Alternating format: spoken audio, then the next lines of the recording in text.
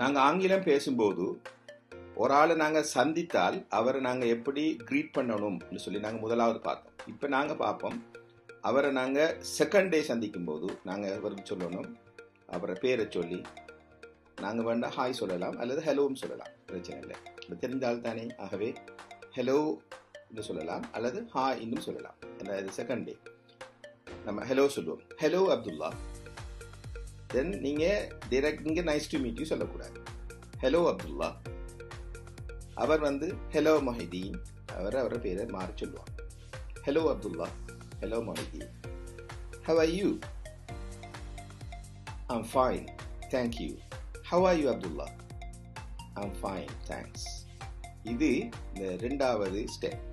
நாங்கள் ஒரு ஆளை சந்தித்து ரெண்டாவது நாள் சந்திக்கும் போது நாங்கள் அவரை சுகம் விசாரிக்கிறது, நலம் விசாரிக்கிறது ரெண்டாவது ஸ்டெப். இது மிக முக்கியமானது. நாங்கள் ஹவ் ஆர் யூ இதை வேறு விதமாக நாங்கள் சொல்லலாம்.